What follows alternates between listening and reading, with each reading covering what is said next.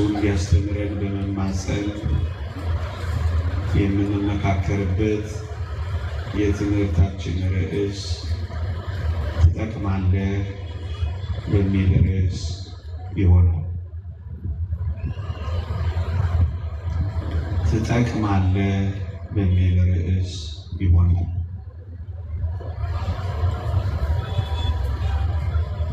የእግዚአብሔር እጅ ውስጥ ገብቶ እግዚአብሔር ጋር ተጠግቶ እግዚአብሔርን ፈልጎ እግዚአብሔርን መጠጊያ አድርጎ ከእግዚአብሔር ጋር ለመሆን ቆርጦ እግዚአብሔር እንዲሰራበት ፈቅዶ የማይጠቅም ምንም የለም። ለዚህ ነው ይህንን ርዕስ የመረጥኩት። እኛ የእግዚአብሔር እንሆን እንጂ፣ እኛ ከእግዚአብሔር ጋር እንኖር እንጂ፣ እግዚአብሔር ከእኛ ጋር እንዲሆን እኛ ጨክነን እንፍቀድ እንጂ፣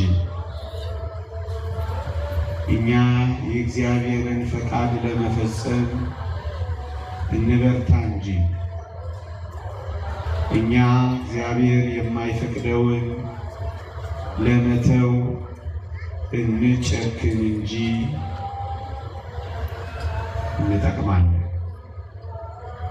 አንዳንድ ጊዜ ብዙዎቻችን ራሳችንን እንደማንጠቅም አድርገን መቁጠር እንጀምራለን። በሥጋዊም በመንፈሳዊም ኑሯችን ያሰብነው ነገር አልሆን ሲለን ከርመን በቃ እኔ አንጠቅምም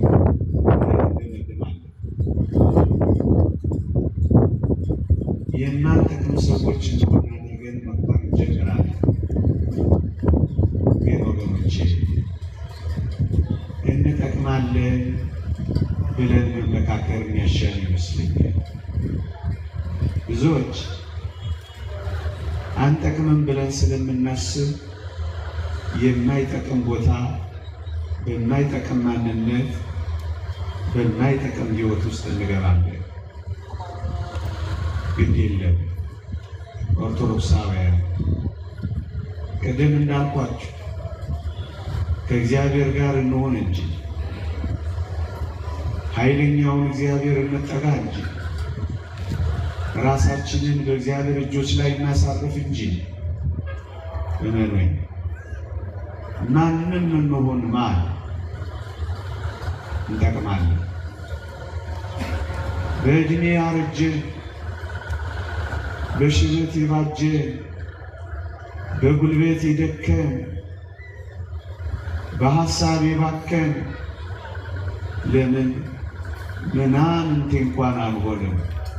ግድ የላችሁ እግዚአብሔር ማንንም ምንንም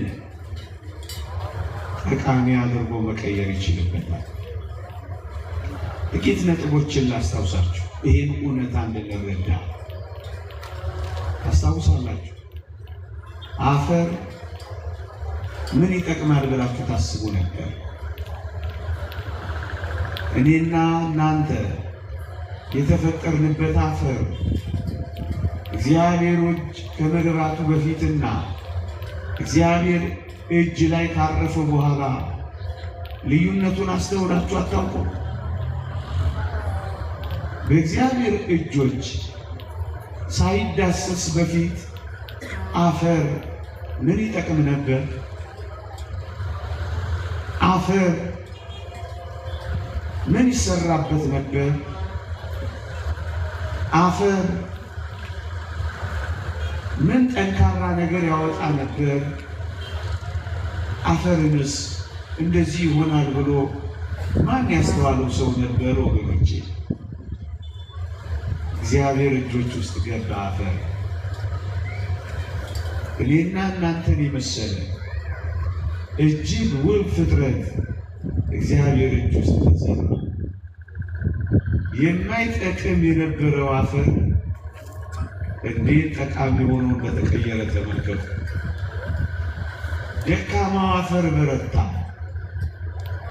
እዚህ ግባ ማይባለው አፈር ውብ አድርጎ ሰው የሚገኝበት ምንጭ ሆነ።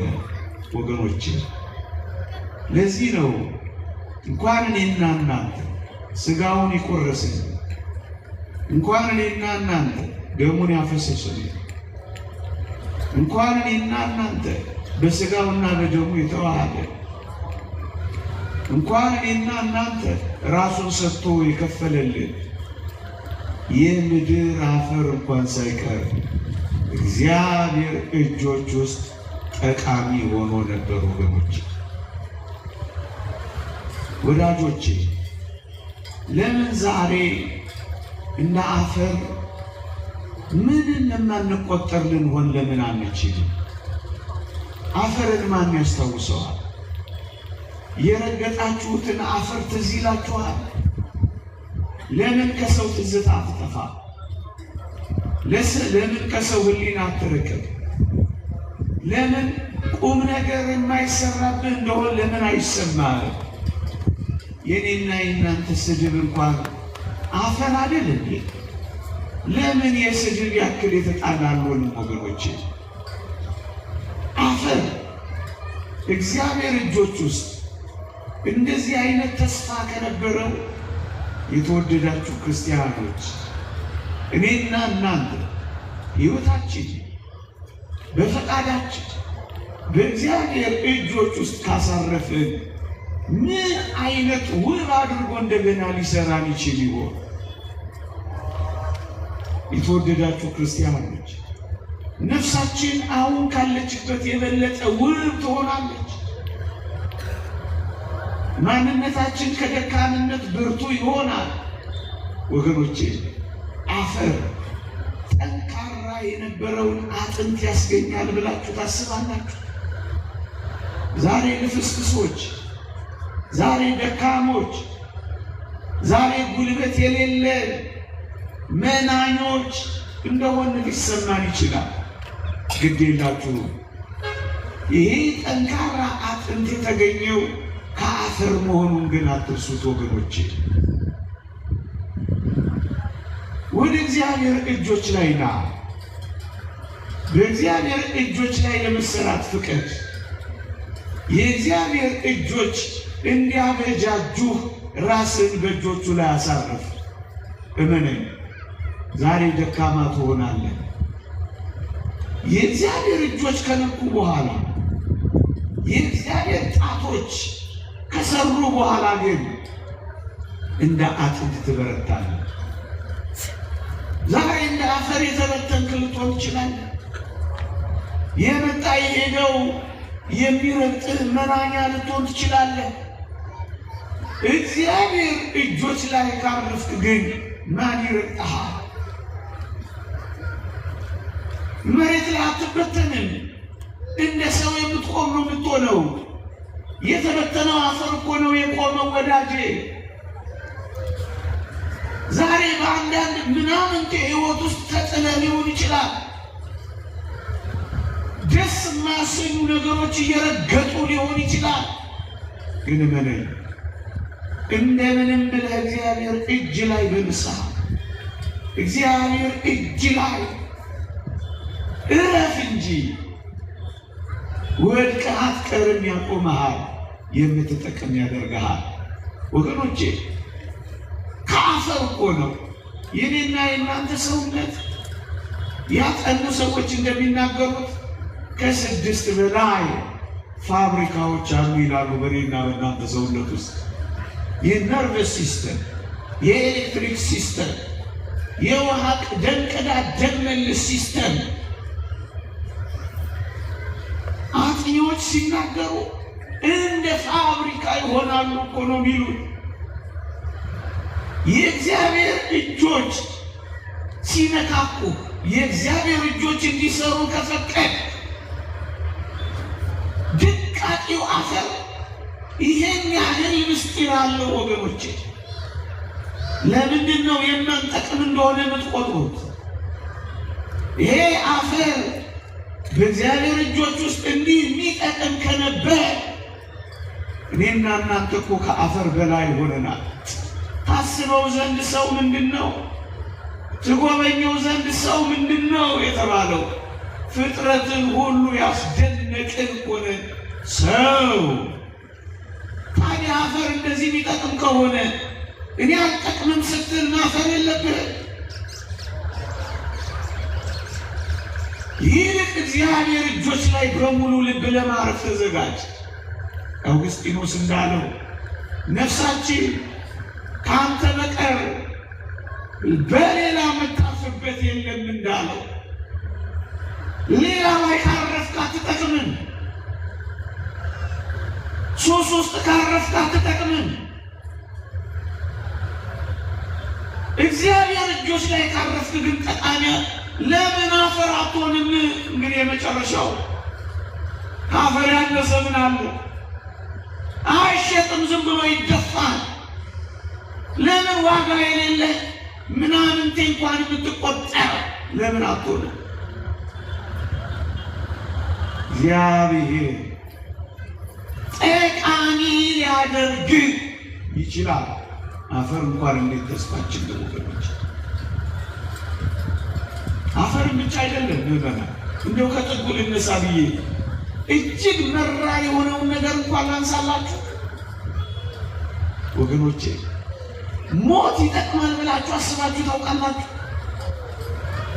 እግዚአብሔር በሰው ልጆች ላይ ሞትን ትሞታላችሁ ብሎ የፈረደው ሞት እንኳን ማን ጠቃሚ ነው ብሎ ያስበዋል ወገኔ?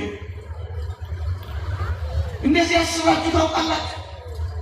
እግዚአብሔር ሞትን እንኳን ሳይቀር የሚጠቅም አድርጎ ይቀይረዋል ብለህ ታስባለህ? ፍርድህን ለሕይወት አድርጎ ይቀይረዋል። ሞት እንኳን ሳይቀር የእግዚአብሔር ጭካኔ ነው ብለህ ትገምታለህ? ንጉሥ አጋግ እንደተናገረው ሞት እንዴት መሪር ነው እንዳለው፣ መራር የሚባለው ይሄ ሞት ጣፋጭ የሚባል ሕይወት እንዳለው ታውቃለህ? ለምን ዛሬ መራራ ለምን አትሆንም? እንዳትረሳ እግዚአብሔር ከመራራ ውስጥ የጣፈጠ ማውጣት ይችልበታል። እግዚአብሔር ነዋ። በሞት ውስጥ ሕይወት የሰጠው እግዚአብሔር ነው። በመራራ ውስጥ ጣፋጭ ትንሣኤን የሰራው እግዚአብሔር ነው። ለምን የሞት ያክል የመረረ ማንነት እንኳን ለምን አይኖረንም? ብቻ እግዚአብሔር ከተናገረ ለጥቅም አድርጎ ስለሚቀይረው መራራ እንኳን ብትሆን ጣፋጭ ያደርጋል። ከእንግዲህ ኑኃሚን አትበሉኝ ማራ በሉኝ ያለችውን ሴት መራራ በሉኝ ያለችውን ሴት ያከብራል እግዚአብሔር። ሞት እንኳን የማይጠቅም ነው ብለን የምናስበው። ለዚህ ነው ቅዱስ ጳውሎስ ለእኔ ሕይወት ክርስቶስ ሞትን ጥቅም ነው ያለው። ለዚህ ነው ወዳጄ ሞት እንኳን ቢሆን ለጥቅም ካደረገው ምናልባት እንደ ሰው አረጋል ሞት እጅግ አስቀያሚ ነው ተብሎ የሚታሰበው ሞት ውብ ጠቃሚ አድርጎ ከቀየረው የቱንም ያክል መራራ ነው። ይቅርታ ለቋንቋዬ የቱንም ያክል የምናስፈራ እንሆን፣ የቱንም ያክል አስቀያሚ ነገር ይኖረን፣ ግን እናንረሳ እግዚአብሔር መቀየር ይችልበታል። የተወደዳችሁ ክርስቲያኖች ጥቂት ነገር እስኪ ላስታውሳችሁ። እግዚአብሔር ሞትን ትሞታላችሁ አለንና በሞት በኩል ሕይወትን እንደሰጠን ላስታውሳችሁ። የእግዚአብሔር ቃል እንዲህ ይላል፣ ካልሞት ሕያው አትሆንም ይላል። ካልሞት አትነሳም ይላል። ሞት የሕይወታችን መንገድ፣ ሞት የመነሳታችን ጉዳይ አደረገዋ።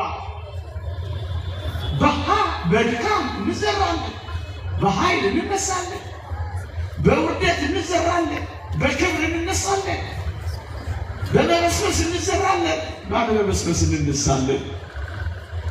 ሞትን እንኳን ሳይቀር የመነሻ መንገድ አድርጎ ለጥቅም አደረገው። ለዚህ ነው ሞትን ጥቅም ነውና ያለው ቅዱስ ጳውሎስ። ሞት እንኳን ወዳጆቼ ይሄ ምናልባት በእኔና በእናንተ እጅግ የመጨረሻ መራራ የምንለው አስቀያሚ የምንለው ሞት እንኳን ሳይቀር እግዚአብሔር የሚጠቅመን አደረገው። እመኑ፣ የሚጠቅመን አደረገው። አንዲት ሸክላ ሰሪ ገባ ቢሰነጠቅ ወይም ቢሸረፍባት ስትለስነው ወይም ስትጠግነው አይደለም የምትኖረው። አፍርሳ አበስብሳ አንኩታ ሌላ ጌጠኛና ያሸበረቀ ዕቃ ነው የምትሰራው።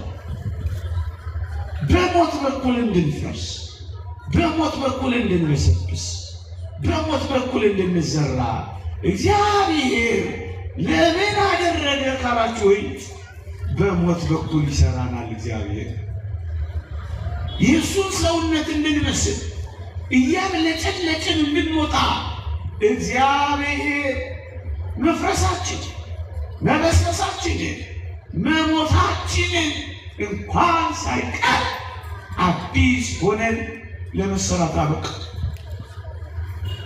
ለምን የሞት ያክል እንደዚህ አልሆነም ወገኖቼ? እግዚአብሔር ለጥቅም እንደሚያደርገው አታውቁ? ለምን አትፈርስም? እግዚአብሔር ይሰራሃል። ለምን አትመሰብሽም? እግዚአብሔር ምርጥ የክብር ዕቃ ያደርግሻል። እግዚአብሔር ሲናገር መሰሪያው ያደርገዋል። አንድ ሊቅ እንደተናገረው አሁን የምንሞተው የሚመጣውን ትንሣኤ ለማግኘት ነው አለ። ክርስቲያኖች ሞትን የሚመጣውን ትንሣኤ የመጨበጫ መንገድ አደረገው። እንግዲያው ሞት እኮ ሲሰማ ፍርድ ነው። ፍርዱን ግን ለሕይወት አድርጎ ጠቃሚ አድርጎ ቀየረው እግዚአብሔር። ሕይወት ስታየው የፍርድ ያክል የከበደ እንኳን ቢሆን እኔ እግዚአብሔር እጆች ውስጥ በእግዚአብሔር ትእዛዛት ውስጥ ጥቂት መመላለስ ጀምር እንጂ ፍርድህን ወደ ሕይወት ይቀይረው ዘንድ እግዚአብሔር ቻይ። ከመረረው እንዲህ ካለ መራራ መቃብር ውስጥ እግዚአብሔር ጣፋጭ ሕይወት ይሰጥ ዘንድ ምስጢር አለው። እግዚአብሔር ሽታ በለው፣ ክርፋት በለው፣ ከማይቆጠረው ከብናኙ ነገር በለው እግዚአብሔር እንዴት ሕይወት እንደሚሰራ ታየው። ይህ እንዴት ይሆናል? እግዚአብሔር ይችላል። ታዲያ ከተቀበል ከሞት በኋላ እግዚአብሔር መራራ ነገርን ከተጎነጨ በኋላ እንደዚህ አድርጎ ጣፋጭ ትንሣኤን የሚሰራ ከሆነ ሳትፈርስ ሳትበሰብስ በጥቂት ጉስቁልናና ድካም ውስጥ አልጠቅምም ብለህ ራስን እንዴት ትቀብራለህ? ከተቀበረው ሕይወት ይሰራል እግዚአብሔር። የጠፋውን ይሰበስባል እግዚአብሔር። የታኘከውንና የተበላውን ያዋህዳል እግዚአብሔር። ይሄ አምላክ ከሆነ አንተ ከዚህ እንዴት ታንሳለህ ብለህ ታስባለህ? አንተ እኮ ገና አለ አፈር አለብስ። አንተ እኮ ገና አለ ብዙ አራክ። አንተ እኮ ብዙ ድል አለ። የእግዚአብሔር ቃል ትሰማለህ። ሙታን የእግዚአብሔርን ቃል የሚሰሙበት ጊዜ ይመጣል እንደተባለው ብዙ ጊዜ አትጠብቅም። ዛሬ ድል አለ፣ የመነሳት እድል አለ። ጣፋጭ የመሆን እድል አለ። ሕይወት የማግኘት እድል አለ። ሞት እንኳን ይህን ያህል እግዚአብሔር ለጥቅም ካደረገው አንተንና እኔንማ እግዚአብሔር እንዴት አይቀየርም? እግዚአብሔር እንዴት ለጥቅም አያደርግም? ወዳጆቼ አንድ መምህራችን የተናገረው በጣም ትዝ ይለኛል። እውነት አስታውሰዋለሁ። በጆሮዬ ያቃጭኛል። ምን ሲል እንደሰማው ታውቃላችሁ? እሰይ እሰይ እንኳን አዳም በደለ፣ እንኳን አዳም ኃጢአት ሰራ፣ እንኳን አዳም ወደቀ አለላችሁና ሁላችንንም አስደነገጠ። ምን ማለቱ ነው መምህር ግርማ ብለን ተጨነቀ። ጋሽ ግርማ ይባላል። የዛሬ ብዙ አሉ። ምን እንዳለ ታውቃላችሁ? እስከ ዛሬ በጆሮ ያቃጭኛል። አዳም ባይበድል ኖሮ አለ የእግዚአብሔርን ለእኔ ያለውን ጥልቅ ፍቅር አላውቀውም ነበር አለ። አዳም ባይበድል ኖሮ እግዚአብሔርን እንደፈራ ነው ብቻ እንኖር ነበር፣ እንዳከበር ነው። ፍቅር የሚባል ነገር ሳይገባ ይቀር ነበር አለ። አዳም ከበደለ በኋላ ግን አለ እግዚአብሔር እኛ ምን ያክል እንደሚያፈቅረን ደግሞ አሳየ ማለት። ምን አድርጎ? ሰው ሆኖ ተሰቅሎ ሞቶ። ታዲያ ይህን ያህል እግዚአብሔር ያፈቅረኝ እንደነበር ያወቅኩት አዳም ሲበድል ጊዜ ነው አለና እጅግ ምጽአታዊ የሆነ ቃሉን እሰይ እንኳን አዳም በደለ አለ። ለእኔ የገባኝ አዳም በመበደሉ ምክንያት እኛ እግዚአብሔርን በጥልቀት አወቅነው። ሊነገር የማይችል ቃላት የማይገልጠው ፍቅሩን ተረዳነው። በፈጣሪነቱ ብቻ አይደለም፣ በአፍቃሪነቱም ዓለም አዲስ እውቀት አገኘች። ሰው ወዳጅነቱን ተረዳች። ያንን በደል እንኳን ሳይቀር እግዚአብሔር ለጥቅም አደረገው። ጠቃሚ አድርጎ ቀየረው። የሚጠቅም አድርጎ ለወጠው። የተወደዳችሁ ክርስቲያኖች ይህንን እንኳን ሳይቀር ከዛስ ለሚበልጥ ክብር ደግሞ አጎናጽፈው። ምን አድርጎ? ወገኖቼ እኛ አምላክ ብቻ መሆን ነበር የፈለግነው። እሱስ በእውነት ይህንን የኔና የእናንተ የተዋረደውን ስጋችንን በዘላለም ኪሩብ አስቀመጠ። እንደተመኛችሁ አትቅሩ አለና የኔና የእናንተን ይህን ስጋ ራሱ ተዋሃደው። እኔና እናንተን ደግሞ ቀድሞ ከነበረ ክብር ወደማናውቀው ክብር አደረሰ። ቅዱስ ጎርጎርዮስ ዘኑሲስ እንደተናገረው ካልደረስንበት ወደማናውቀው ክብር አመጣን። አሁን የሰው ልጅ ክብር ምን ይሆን? ስንደርስበት ነው የምናውቀው ወገኖቼ።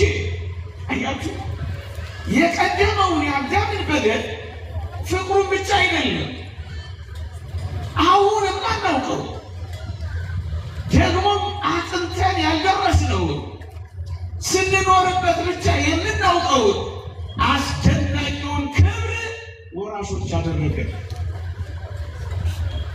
ስንደርስበት ነው የምናውቀው። መጻሕፍት እጅግም አልገለጡትም። ዓይን ያላየው ጆሮ ያልሰማው በሰው ልብ ያልታሰበው ብቻ ብለው አልፈውታል። ይህንን በደል እንደምን አድርጎ ለክብር አድርጎ ቀየረው? ወዳጅ ይህ እግዚአብሔር ያስደነቀ መውደቃችንን እንኳን ለክብራችን መነሻ ያደረገው እግዚአብሔር ምን አይነት አምላክ ነው!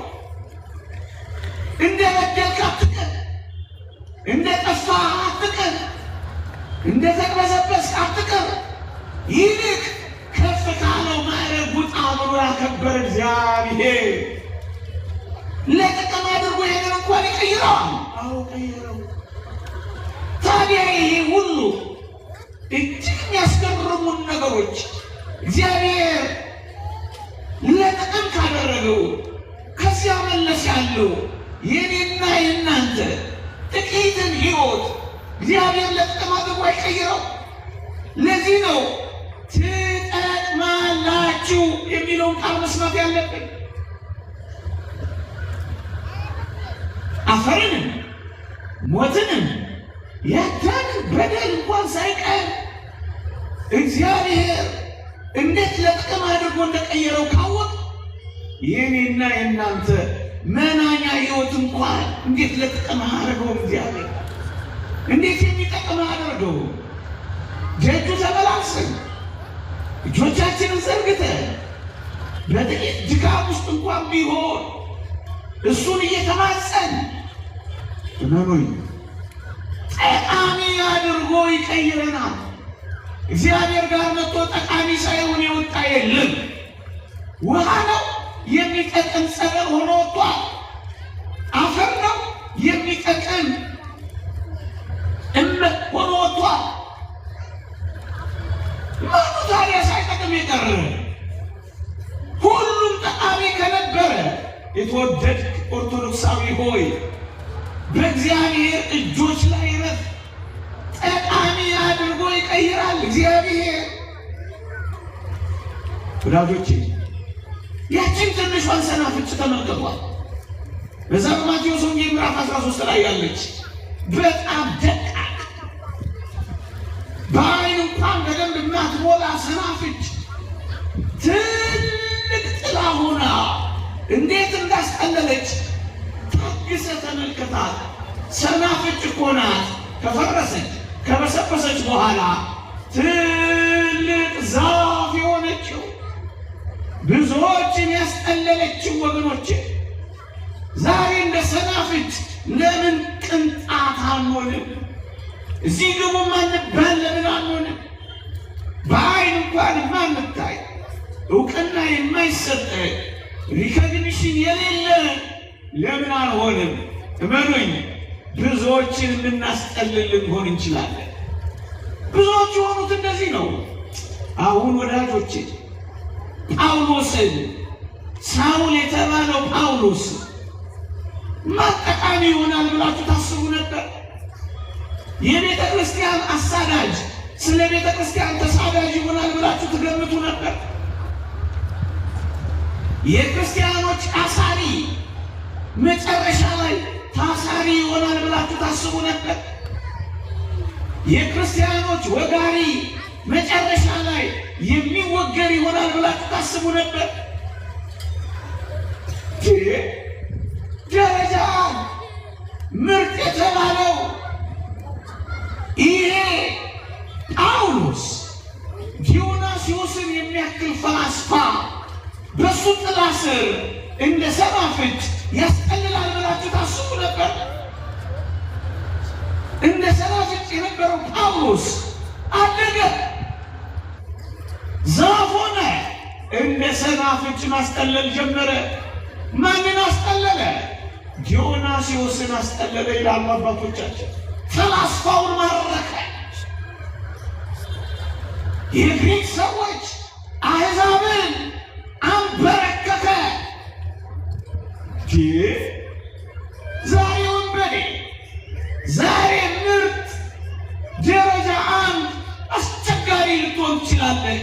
ግን መነኝ ለእግዚአብሔር መንበርከክ ከጀመርክ በኃያሉ በእግዚአብሔር ፊት ለመዋረድ ከፈቀድክ ብዙዎችን የምታስጠልል ሰው ትሆናለህ። ታሪክ ይረሳ፣ አዲስ ስም ይወጣልሃል፣ ምርጥ ዕቃ የሚል ርዕስ ይሰጥሃል። መረኝ በጣም ጠቃሚ ትሆናለህ። ጋንጃ መቺው ወንበዴው ሰው እንደ ሰናፍጭ የሆነው ሙሴ ጸሊም ማን ጠቃሚ ይሆናል ብሎ አሰበው? ወዳጄ ወንበዴ ነበረ፣ ሌባ የነበረ እኮ ነው። ብዙ ሺህ ወንጀለኞችን የሚመራ ወንጀለኛ ነበረ እኮ። ታዲያ ይሄ ሰው በርበራውያን ሲመጡ ለክርስቶስ አንገቱን ይሰጣል ብለህ ታስብ ነበር? የብዙዎች መጠለያ፣ የብዙዎች ማረፊያ፣ የብዙዎች ምስጢር መፍቻ ይሆናል ብለህ ታስብ ነበር? ዛሬ ባለ ማንነት ተስፋ እንዳትቆርጥ ነው ይህን የምነግርህ። እግዚአብሔር እጆቹ ላይ ካረፍክ እንደ ጳውሎስ ወይም እንደዚያ እንደ ጥቁሩ ሙሴ እመን አንተ ምርጥ ዕቃ አድርጎ መቀየር ይችላል። በጣም ምርጥ ዕቃ ልዩ አድርጎ ይወለውላል እግዚአብሔር፣ ልዩ አድርጎ ይሰራል እግዚአብሔር። ለዚህ እኮ ነው እነዚህን ሰዎች ያነሳሉ። ማነው እግዚአብሔር ጋር መጥቶ ሳይጠቅም የቀረ ያልኳችሁ እኮ ለዚህ ነው። ብዙዎች የሚጠለሉብህ፣ ብዙዎች የሚረኩብህ፣ ብዙዎች የሚስላሙብህ፣ ብዙዎች እረፍት የሚያገኙብህ፣ ውሃ የሚቀዱብህ እንደ አባ ሙሴ ትሆናለህ። አባ ሙሴ አታስታውሱ? በረሃውን አቋርጠው ዝናው መጀመሪያ የነበረው የወንበዴነት ዝና ነበረ። አሁን ግን ተቀይሯል። ሁሉ አባ ሙሴ አባ ሙሴ ይሸሹት የነበሩት ሁሉ ይፈልጉት ገቡ። እንዴት ጠቃሚ እንደሆነ ተመልከተው። ዛሬ ሰው ሁሉ የሚሸሽ ሊሆን ይችላል። አንቺ ስትመጪ ሰው ሁሉ አቋርጦሽ ሊሄድ ይችላል። ሰው ሁሉ አይንን ለማየት ተጸይፎት ይሆናል። ስምን ሲሰማ የሚያስደነግጠው ሊሆን ይችላል። ይህ አለ ግን ማለት ብቻ ገዳመ አስቄጥስ ድረስ፣ ብቻ አባ መቃርዮስ እግር ስር እረፍ፣ ብቻ አማንያ ጋር ሂድ፣ እግዚአብሔር ጋር ተገናኝ። ማንነት ይቀየራል። አዲስ የታሪክ ምዕራፍ ይጀምራል። እነሱን የሆኑት የሚጠቅሙ ካደረጋቸው ማን ይገምት ነበር? ወዳጆች ማን ይገምት ነበር? የማይገመቱ ሰዎችን አያችኋቸው ወገኖቼ። የምታሯቸው ሁሉ የማይጠቅሙ እንዳይመስሏችሁ። አንድ ቀን እግዚአብሔር ጋር መጥተው ለዘላለም የሚጠቅሙ ሆነው ይቀየራሉ። ታዲያ በማን ላይ ልንቀልል እንችላለን? ፑል ቤት ያሉት ነገ መጥተው ምን እንደሚያደርጉ ምን እናውቃለን? ወገኖቼ እኛ እዚህ ያለን ብዙዎች ስለዚህች ቤተክርስቲያን ከደጅ መጥተው ይሞቱላታል።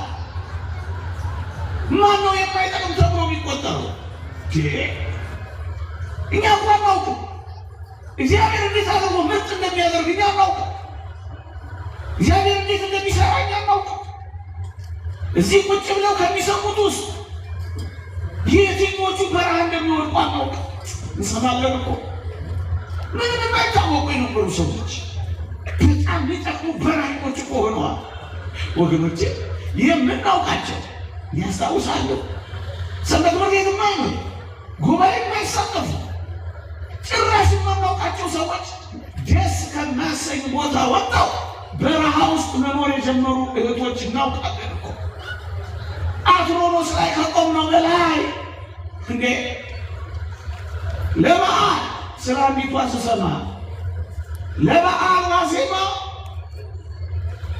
9 ሰዓት ለጸሎት የቆመች ሌሊቱን አንግታው ዶፍም ጎርፍም ላይዋ ላይ ሲወርድ ያለመጠለል አምላኳን በእንባ አመስግናው ሌሊቱን ቆማ አድራ ጠዋቱን በዓል አክብራ ከሰዓቱን አስቀድሳ ፀሐይ ግንባሯን መቷት እንደገና ተመልሶ ጀርባዋን አጥቅቷት እንደገና ሲመለስ 4 ሰዓት ሲሆናት ቁጭ የምትል እህት ግን እቺ ምን ነበረች? ምንም ሆነው ጀምረው ብዙ የሆኑ አሉ። ዛሬ ባለው ማንነት ራስህ ላይ ማትፍረድ፣ በሰው ላይ ማትፍረድ። እግዚአብሔር እነማንን ጠቃሚ አድርጎ እንዳወቀ ማን ጠቃሚ ይሆናል ብሎ አሰበ? ወገኖቼ አይዟችሁ ከእግዚአብሔር ጋር እንሆን እንጂ የማይጠቅም የለም። ፍጥረታትን እንኳ ተመልከቷቸው፣ ላይጠቅም የተፈጠረ ፍጥረት አለ። ታዲያ አንተ ላትጠቅመው ነው የሞተልህ። ሌላውን ሁሉ ተው፣ ትጠቅማለህ። መቼና እንዴት? እግዚአብሔር ጋር ጨክነህ መኖር ጀምር፣ ጠቃሚ አድርጎ ይቀይራል። ይኸው ጳውሎስን ተመልከተው። አንተና እንጂ ምናልባት አንተ ላይ ታወቅ ይችላል። ስላንተ እዚህ ውስጥ የሚያለቅስ ሰው አለ። ይሁላችሁ የቤተክርስቲያን ጸሎት አይቋረጥ። እኛ አሁን ተምረን ጸሎት አድርገን እንሄዳለን በየበረሃ በየቤት። እኛ ስናቋረጥ ስለኛ የሚጀምሩ ሰዎች አሉ። እነሱ ጠቃሚ ያደርጉናል። እዚህ ስንመጣ ስለ ጥቂቶች እንኳን እግዚአብሔር ረድኤቱን ይልካል። ጠቃሚ ያደርገናል። ጠቃሚ ያደርገናል። ወገኖቼ ለጊዜው ስታዩ የማይጠቅሙ የሚመስሉ ሰዎች በመካከላችን አሉ። ግን የበለጠ የሚጠቅሙ እነሱ ናቸው። ስለ ቅድስት ሀቢላ ነው ይህ ባላ ስለምትባል አሰማችሁም? ስለዚህ ሴት ወገኖቼ ቀን ቀን በጣም ደክሟት መናገር እንኳን አቅቷት ስራ መስራታችን አንዱን ጥግ ተደግፋ መነኮሳት ሲሰሩ ታያለች። እና እቺ ሴት በዚያ ገዳም ውስጥ እንደሷ የተጠላ ሴት የለም። እንደሷ የተነቀፈ ሰው የለም። ሰነፍ ይሏታል፣ ደካማ ይሏታል፣ እማጠቅሚ ይሏታል። ማንም ከሰው አይቆጥራትም። የነቀፋ ሁሉ እናት ናት እሷ። ትችት ሁሉ የሚጎርፍባት ግን ማንም አያውቃትም።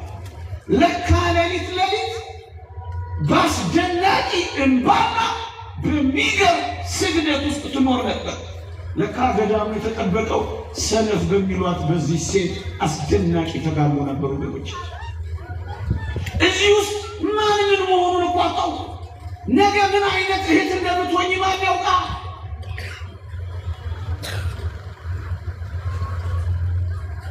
አናውቅም። ፓትርያርክ ሲኖዳ ስለዚህ ሴት ሲጽፉ እዚያ ማሌ ሶሎሞን ነፍሴ ወደደች የሚለው መጽሐፋቸው ላይ እችን ሴት አንስተዋታል። ጥቁር ነኝ ነገር ግን ውብ ነኝ ለሚለው አስደናቂ ስብከታቸው እችን ሴት ምሳሌ አንስተዋታል። ጥቁር ናት፣ የተነቀፈች ናት። ጥቁር ናት፣ የማትጠቅም ትመስላለች። ጥቁር ናት፣ ትችትና ነቀፋን ተቀብላለች። ጥቁር ናት፣ ሰነፍ እየተባለች ውርጅብኝ ይወርድባታል። ግን እንደዚች አይነት ነፍስ እጅግ በጣም ውብ ነች። ጠቃሚ ያደርጋታል እግዚአብሔር ለገዳሙ። ወገኖች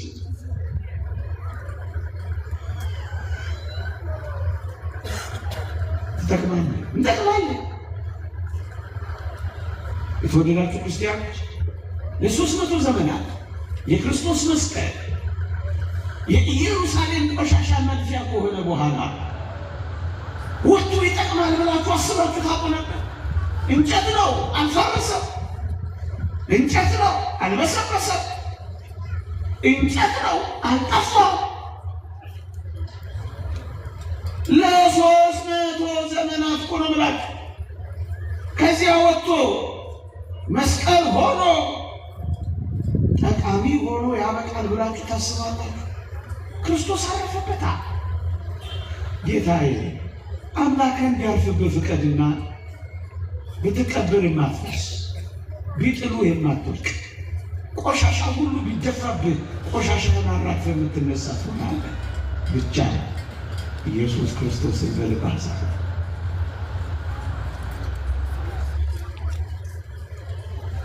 አንጸባራቂ ሆኖ ወጣ። ተዋርዶ የተጣለው ከብሮ ወጣ። ተንቆ የነበረው ገሎ ወጣ። ለምን? የክርስቶስ ሆኗና። ለውርደት የነበረው ለክብር ሆኖ ወጣ። እንዴት ይመስል እንዴት ይጠፋል? አትጠፋም፣ በፍጹም አትጠፋም። አምላክህን ማረፊያ አድርገው። የአምላክህ ዙፋን ለመሆን ተመቻች። ንስሐ እየገባን ሥጋው ደግሞ እየተቀበልክ ደግሞ እየበረታ ጥቂት ኑር እንጂ አምላክ ካረፈብህ ማን ያጠፋል? ሰራዊት ቢሰፍርብህ ልቤ አይፈራም እንዳለው ለምን ሰራዊት አይሰፍርብህም? አትጠፋም። እሱ ከተከለ ማን ሊነጥል ይችላል? እሱ ከከፈተልህ ማን ሊዘጋብህ ይችላል? እሱ ካንተ ጋር ከሆነ ማን ሊያዋርድህ ይችላል? እነሱ ነው የተጻፈው። ከእግዚአብሔር ጋር የሆነው ታናሽ ዳዊት ማን ይጠቅማል ብሎ አሰበ? ወዳጄ በሞቴ ወንድሞቹ እነ ኤልያብ እንኳን ምን እንዳምታሰማ ሰረሩ ይዛ ብለው እኮ ነው ያውቁት። ይከዚህ ብለው እኮ ነው ያባረሩት። እንዲህ አይነቱ ብላቴና ያን ኃያል ሰው ያጋድመዋል ብለህ ታስባለህ? ሰይፍ ያዘ፣ ከልጅነቱ ጦር የለመደ ጥቂት ጠጠር ከያዘ ምናምንቴ ሰው ጋር ግብ ይገጥማል ብለህ ታስባለህ? ዳዊት እንዲህ አለ፣ አንተ ሰይፍ፣ አንተ ጭሬ፣ አንተ ጎመን ይዘህብኝ ትመጣለህ፣ እኔ ግን አንተ በተገዳደርከው በእስራኤል አምላክ ስም እመጣብሃለሁ አለ። ስሙን ተሸከም እንጂ ትጠቅማለህ ነው ምን? ስሙን ስንቅና ትጥቅ አድርገው እንጂ በፊት ያለውን ተራራ ትንዳለህ ነው ምን? ውሸት አይደለም። ይኸው አድርገውታል።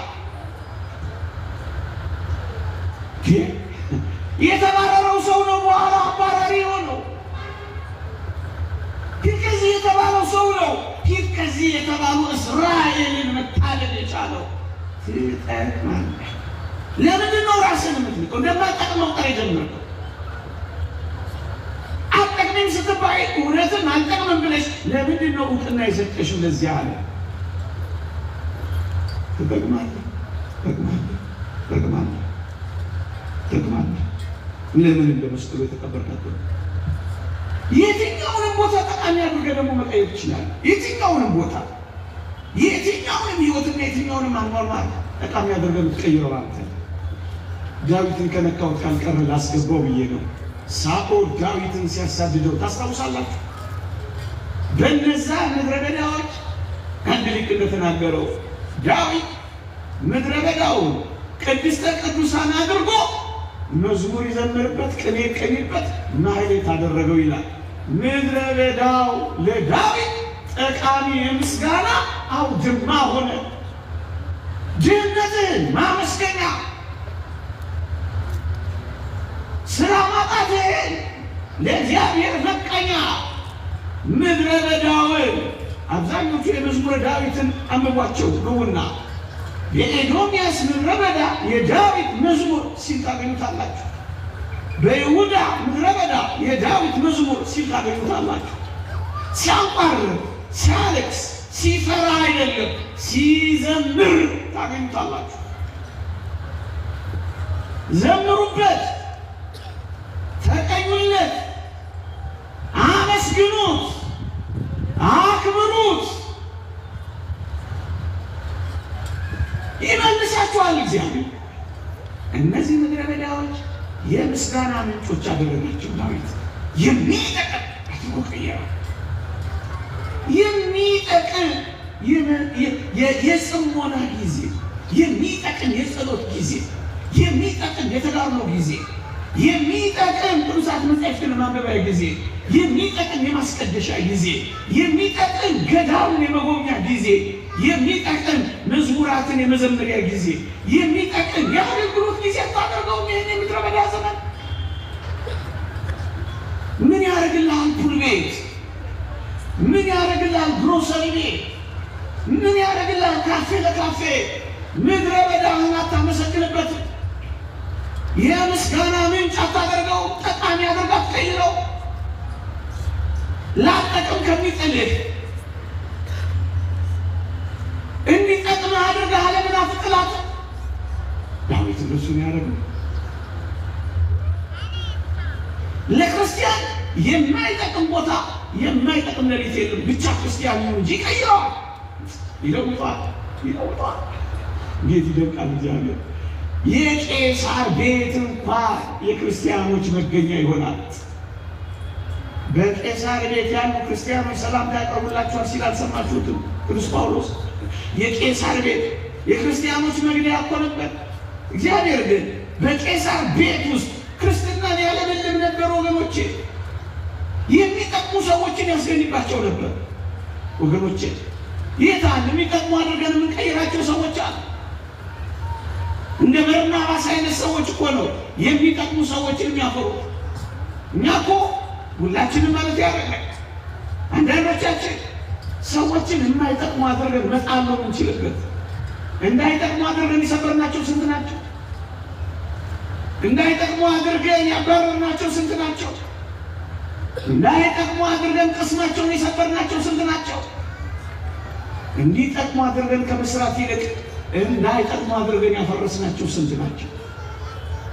ስንቶች በቀንጸ ተስፋ በርናባስን ተመልከቱት። ቤተ ክርስቲያን ቅዱስ ጳውሎስን እንዳትጠራጠረው ደግሞ እንድትቀበለው ያደረገው ልበ ሰፊው በርናባስ ነበር ይላሉ መምህራን። በርናባስ ቅዱስ ጳውሎስን ተቀበለው። መቀበል ብቻ እኮ አይደለም። የሐዋርያት ሥራ እስከ ምዕራፍ 13 አንብቡ። በጣም የሚገርም ታሪክ ይናገራል። በርናባስና ሳውል ይላል። ከ13ኛው ምዕራፍ በኋላ በርናባስ ቅዱስ ጳውሎስን ሳውልን ተመለከተው። በጣም የእግዚአብሔር ጸጋ እንዳደረበት አመነ። ስለዚህ ምን ይላል አንብቡት። ከዛ በኋላ ሳውልና በርናባስ ብሎ ቀየረው። የመሪነቱን ቦታ ለጳውሎስ ለቀቀለት። የሚጠቅም አድርጎ አስቀመጠው። ስንቶችን ነው እኛ የቀበርነው? ስንቶችን ነው እንዳይነሱ አድርገን የደመደብነው? ስንቶች እህቶችን እንዳይነሱ አድርገን ቀብረናል። ስንት ወንድሞችን አጥቅተናል። የሚጠቅም አድርጎ መስራት ተስኖናል። አንዳንዴ ቅዱስ ማርቆስ ከ17 ዓመት በኋላ ቅዱስ ጳውሎስ የሮሜን መልእክት ሲዘጋ ማርቆስም ሰላምታ ያቀርብላችኋል ብሎ ማርቆስን የሚጠቅም ያደረገው ይላሉ መምህራን በርናባስ ነው ይላሉ። ከብዙ ዘመን በኋላ ልጠቅም ትችላለህ። ምናልባት ከ20 ዓመት በኋላ እህቴ ሆይ ዛሬ ስላልጠቀምሽ ነገ አትጠቅሚም ማለት አይደለም። ወዳጄ ዛሬ ማጠቅም ልትሆን ትችላለህ፣ ነገ ግን አትጠቅምም ማለት አይደለም። ከ10 ዓመት በኋላ ልጠቅም መሆኑ ምን ታውቃለህ? ከ20 ዓመት በኋላ ጠቃሚ ያደርጋል። እግዚአብሔር ሲሰራ ድረስ ትንሽ ጊዜ ሊወስድበት ይችላል። አንተ ልብ ያንተ ቢባይነት እንጂ እግዚአብሔር ግን እየሰራህ ያቆያል። እግዚአብሔር አሁን እየሰራ መሆኑን በምን ታውቃለህ? ለምንድን ነው አልጠቅምም ብለህ ቢራ ውስጥ፣ ሱስ ውስጥ፣ መረን የወጣ ዝሙት ውስጥ፣ ስርቆት ውስጥ ለምን ትገባለህ? አሁን አትጠቅምም ማለት ነገ አትጠቅምም ማለት አለ።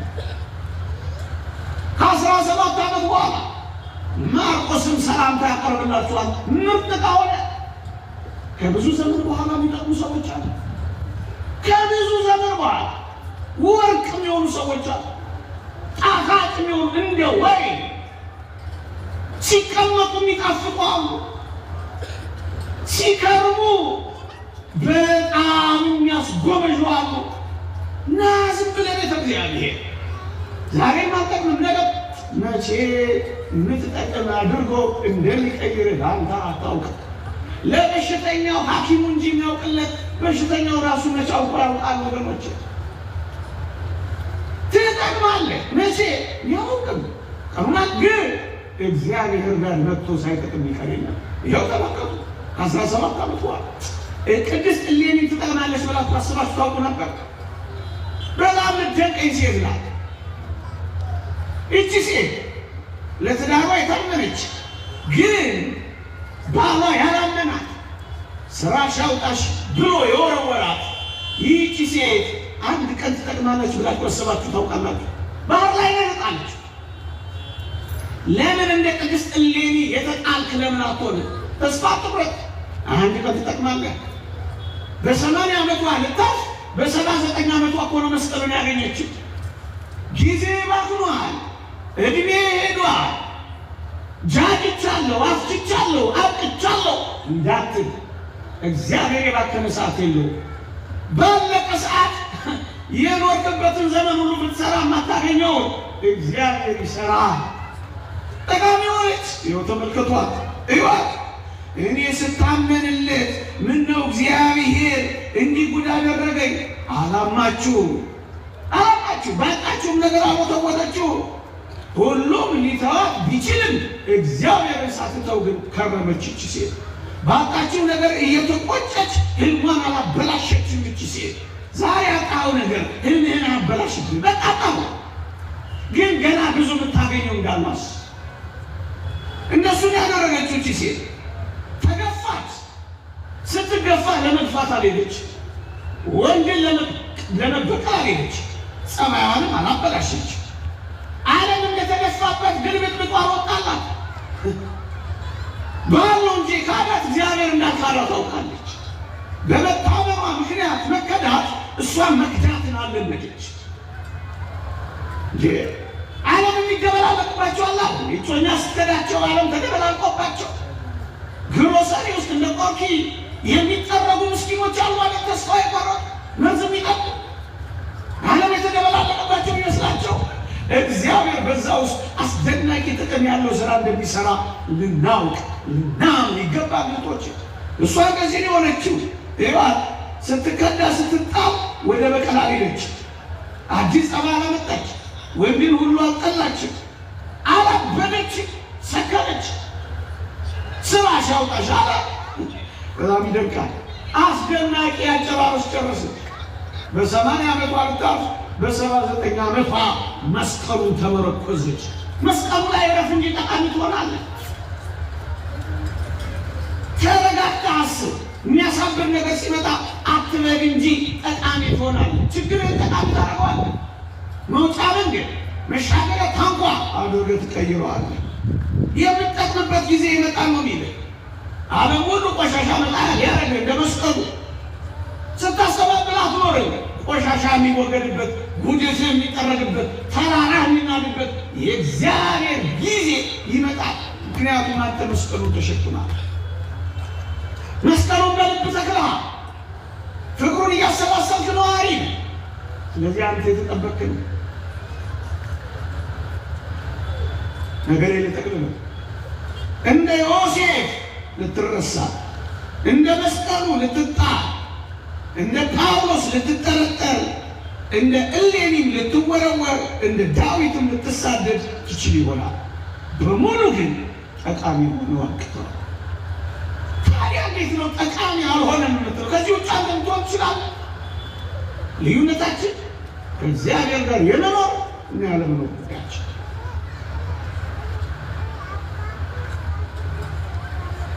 ወገኖች ምናልባት እኔ አሁን ይህን ሳወራ የምድራዊ ሕይወታችን ወይ ምናምናችን ቢሆን ሰየው ቢሳካለን ምን ችግር አለ?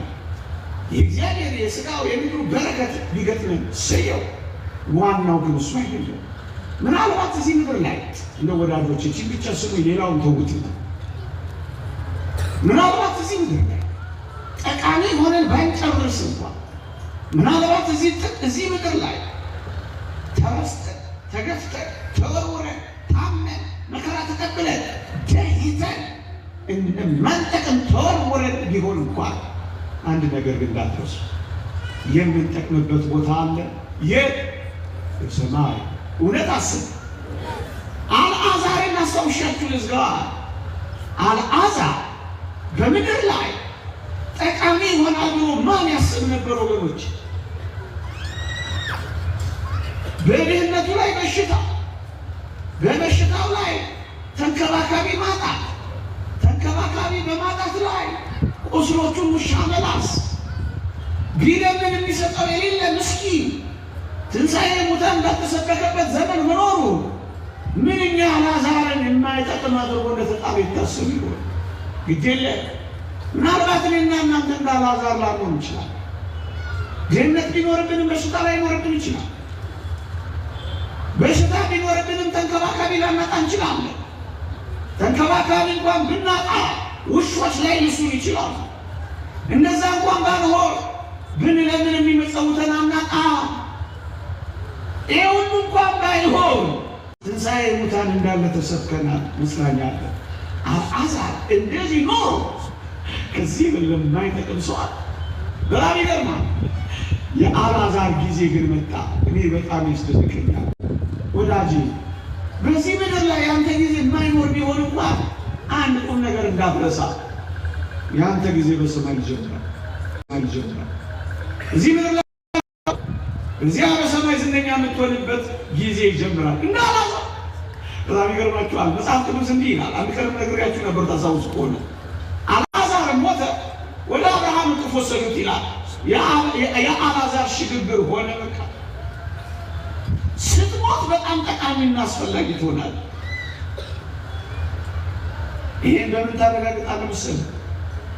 አልዓዛር በዚያ በአብርሃም እቅፍ ውስጥ ቪአይፒ ወይ ትንሽ ከፍታ አደረከው ቪቪአይፒ ሆነ ቬሪ ቬሪ ኢምፖርታንት ፐርሰን እንደሚሉ በጣም ተፈላጊ ሰው ሆነ። አይቶት የማያውቀው ባለጸጋ ቀና ብሎ አልዓዛርን አየሁ ይላል። ሰው ሁሉ የሚፈልግ ጊዜ ይመጣል። አንተ በእግዚአብሔር ስትሆን፣ ቅዱስ ስትሆን፣ አመስጋኝ ስትሆን፣ ጻድቅ ስትሆን፣ በጎ ስትሆን፣ ታጋሽ ስትሆን ተፈላጊ ሰው። ይኸው ቅዱሳን ተፈላጊ የሆኑት ለምንድን ነው? መከራን ታገስ፣ መከራን ስትታገስ፣ ድህነትን ስትታገስ፣ በሽታን ስትታገስ፣ መታውን ስትታገስ፣ መቆርቆርን ስትታገስ ከዚያ ሰው ሁሉ ፈላጊ ይሆናል። ያ ባለጠጋ መሬት ላይ እኮ አይቶት አያውቅም። አሁንስ ከሩቅ አየሁ። አጠገቡ ሆኖ ያላየ ሁሉ አንድ ቀን ከሩቅ ማየት ይጀምራል። እንደሱ ነው ነገሩ። እዚህ ባትጠቅም፣ እዚህ ባትጠቅም፣ እዚህ ባትጠቅም እንኳን የምንጠቅምበት ነገር አለ። አልዓዛርን ስለደልኛ ነው። ሁላችሁ እንደምታውቁ የጣቱን ጫፍ አስነክቶ ቁስልን ሊያከከበት ምናምን ተረሳው። የጣቱን ጫፍ አስነክቶ ምላሴን ያበርድልኝ ዘንድ አልዓዛርን ስለደልኛ ነው። ሲለምነው ቢያኑ ሰው መለመን ጀመረ። ለማኙ ተለማኝ ሆነ፣ ተገለበጠ። የአልዓዛር ጊዜ ደረሰ። የአልዓዛር ጊዜ ደረሰ። ያዘነ የሚጽናናበት ጊዜ፣ የተናቀ የሚከብርበት ጊዜ ይመጣል። የተተወ የሚፈለግበት ጊዜ ይመጣል። የተዋረደ የሚከብርበት ጊዜ ይመጣል። የተተወ የሚገኝበት ጊዜ ይመጣል። ይሄን እንዳትረሱ። እዚህ ምድር ላይ በጣም ባለመጥቀም ብንደመድም እንኳን እኛ ክርስቲያኖች ተስፋ አንቆርጥም። የበለጠ የምንጠቅምበት ዓለም ደግሞ ይጀምራል። እንጠቅማለን።